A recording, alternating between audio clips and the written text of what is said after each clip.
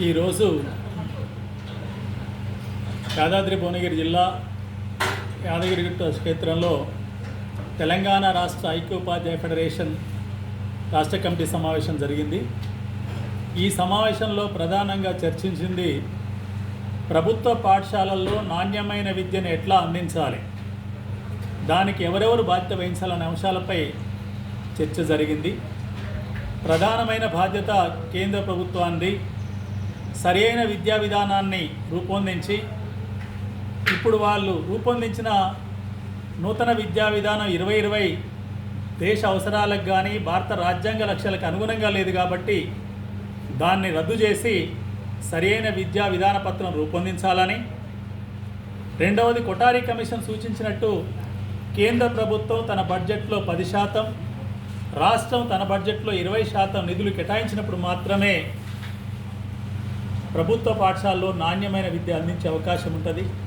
దానికి అవసరమైన ఉపాధ్యాయుల నియామకాలు కానీ, అవసరమైన ఇన్ఫ్రాస్ట్రక్చర్ కానీ, ఇంకా అవసరమైన భౌతిక వనరులు సవ్యంగా కల్పించే అవకాశం ఉంటుంది.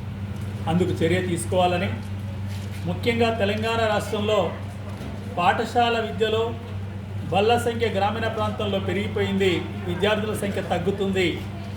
తదనుగుణంగా పాఠశాలని రీఆర్గనైజ్ చేసి తరగతికి కనీసం 15 మంది ఉండే రకంగా ప్రైమరీ స్కూళ్ళను రీఆర్గనైజ్ చేయాలి, తరగతికి 20 మందో 25 మంది ఉండే రకంగా హై స్కూళ్ళను రీఆర్గనైజ్ చేయాలి. ప్రాథమికోన్నత పాఠశాలల మనుగడ లేదు, వాటి అవసరం లేదనిపిస్తుంది. ఎక్కడైనా హై స్కూల్ లేకపోతే అక్కడ ఉన్న ప్రాథమికోన్నత పాఠశాలను హై స్కూల్గా మార్చాలి. ఆ పద్ధతిలో స్కూళ్ళను రీఆర్గనైజ్ చేయాలి. వెంటనే వచ్చే విద్యా సంవత్సరం ప్రారంభం నుంచే అన్ని పాఠశాలలకు సర్వీస్ పర్సన్స్ని, స్కావెంజర్స్ని నియామకం చేయాలి. ఎక్కడైతే ఉపాధ్యాయుల కొరత ఉందో డిఎస్సి టెస్ట్ జరిగి నియామకం అయ్యే వరకు ఇంకా 6 నెలలు పట్టే అవకాశం, ఇంకెక్కువ కూడా పట్టవచ్చు. తాత్కాలిక ఉపాధ్యాయులను నియమించి ఉపాధ్యాయుల కొరత లేకుండా చూడాలని చెప్పి ఈ సందర్భంగా కోరుతున్నాను.